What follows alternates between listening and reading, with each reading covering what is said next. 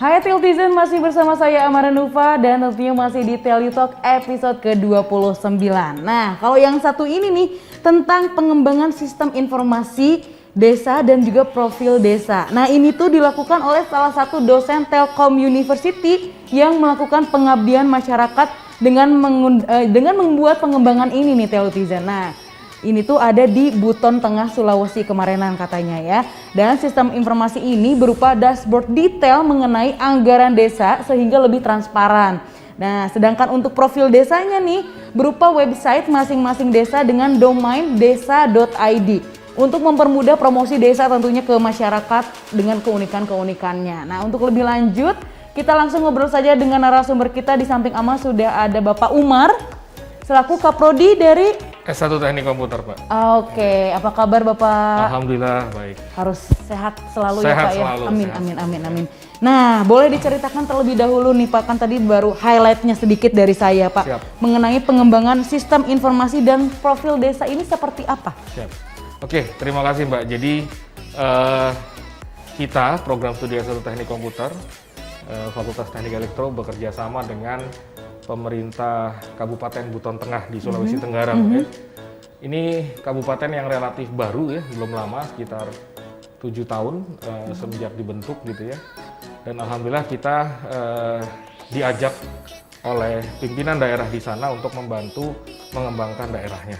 Oke. Jadi Buton Tengah ini mungkin rekan-rekan kalau belum tahu bisa lihat di Google Maps ya. Letaknya itu sebelah baratnya Bau-Bau ya. Jadi Oke. tidak Sulawesi mana berarti Sulawesi Pak? Tenggara, Mbak. Sulawesi Tenggara ya, betul. oke.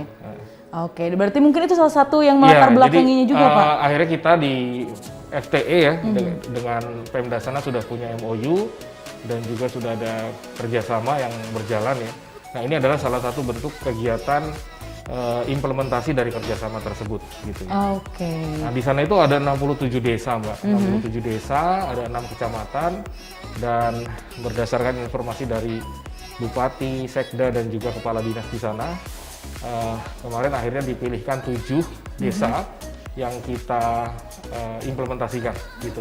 Oke ya. Nah, Dan desa-desa ini unggulan loh Mbak, ada iya. desa juara, ada juga desa yang punya potensi wisata sangat bagus, ada juga desa yang masuk ke dalam kategori desa yang punya indeks membangun desa cukup baik gitu ya. Oke, jadi mungkin itu dengan disebut keunikan-keunikan Betul. sendiri dari setiap desanya itu ya Pak ya. Dan mungkin itu salah satu yang melatar belakangi Bapak kenapa pilih Buton juga nggak? Atau mungkin ada alasan lain? Jadi memang Buton Tengah ini unik ya, karena dulu kita dari tahun 2011 kita ada kerjasama waktu belum jadi Telkom University ya, masih IT Telkom. Nah, kebetulan kami punya kerjasama dengan salah satu guru BK di sana. Nah, guru BK ini kebetulan sekarang sudah menjadi kepala dinas, dan artinya apa, silaturahmi yang dulu pernah kita bangun ya 10 tahun yang lalu, nggak nyangka akhirnya bisa jadi kerjasama yang lebih lebih Meluas juga, gitu. iya Betul. Pak. Oke, dan Bapak bersama tim ada siapa saja Pak? Oke, jadi kami kemarin berangkat ada 3 orang dosen ya, sama ada 7 mahasiswa. Ya, ini kebetulan mahasiswa yang memang saya pilih, mereka yang sudah punya kemampuan minimal programming dan juga database gitu ya. Dan alhamdulillah kita selama seminggu di sana, kita langsung nempel ke kantor kepala desa ya, dan anak-anak tinggal di rumahnya kepala desa, dan mereka juga sangat support ya, kita di support penuh. Jadi selama seminggu itu mulai dari implementasi, terus juga masukin semua data desa ya, karena ini lengkap Mbak, kita juga mendata seluruh potensi desa, jumlah masyarakat, bahkan sampai ke jumlah ternak pun kita masukkan. Jadi sebagai bagian dari memperkaya data dari potensi desa itu. Dan alhamdulillah setelah 1 minggu implementasi, kami bisa kembali ke Bandung dan bisa dilihat sekarang 7 desa ini sudah live websitenya. Oke, beserta aktif informasi ya. dana desanya. Oh, aman berarti Betul. ya. Dan itu bisa diakses oleh seluruh masyarakat di Betul. sana ya. Jadi memang targetnya adalah mereka juga ingin meningkatkan layanan ya ke masyarakat. Jadi bagaimana dengan pengelolaan dana desa ini bisa menjadi percontohan bagi daerah lain gitu ya. Oke, di Indonesia mungkin Betul, ya. transparansinya dan juga yang paling penting pengelolaannya. karena bagaimanapun juga dana desa itu harus bisa memberikan manfaat kepada masyarakat. Betul sekali, karena untuk digunakan oleh masyarakat Betul sendiri sekali. juga. Bapak berapa lama berada di sana, dari kapan Pak? Kalau saya setahun terakhir ini bolak-balik sana udah hampir 4 kali Mbak ya. Jadi memang kita awalnya hanya untuk program InnoVillage dulu tahun 2020 dan ternyata tidak nyangka bisa dikembangkan ke seluruh aspek ya.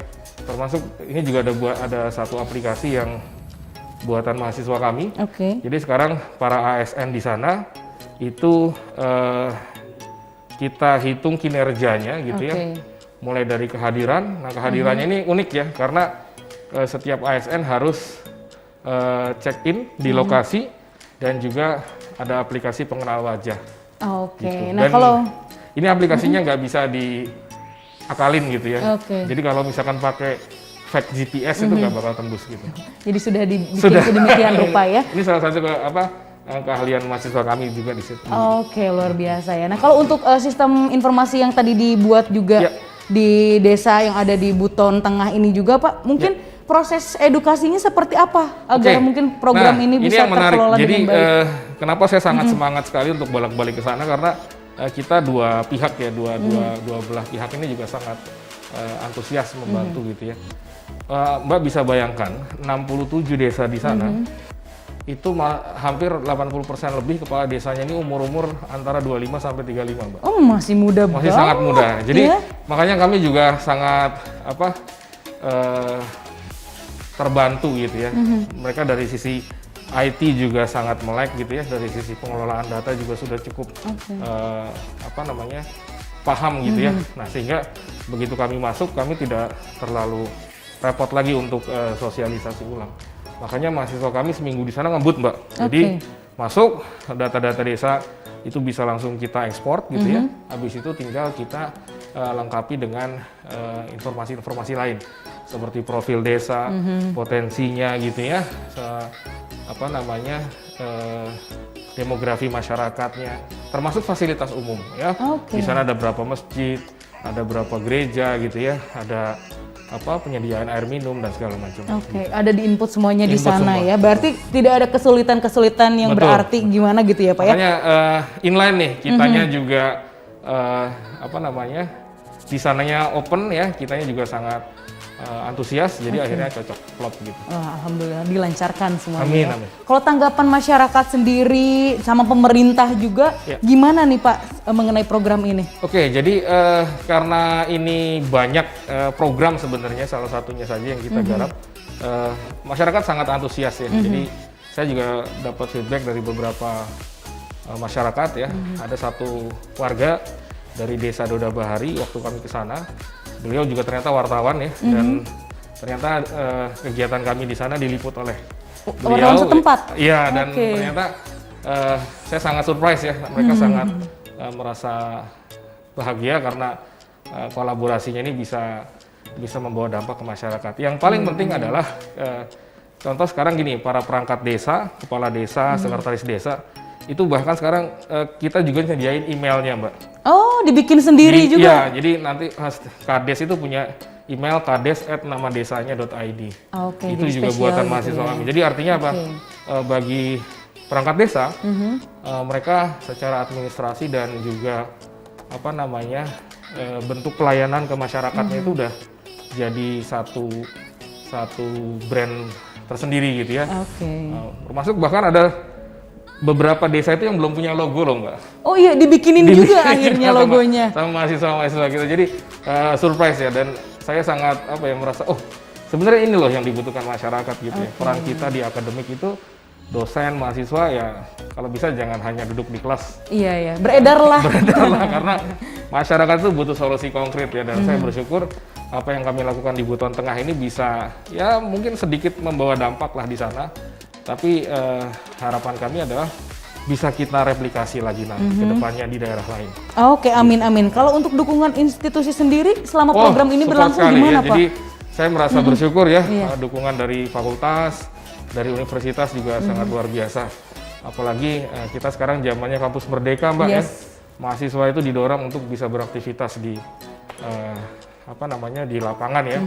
Dalam arti menghadapi masalah-masalah real dan bisa memberikan solusi yang real kepada masyarakat. Seperti itu. Amin. Karena kita juga akan berada di masyarakat. Betul, pada akhirnya, kita kembali ke masyarakat loh Mbak. Kembali ke masyarakat, betul sekali. Betul sekali.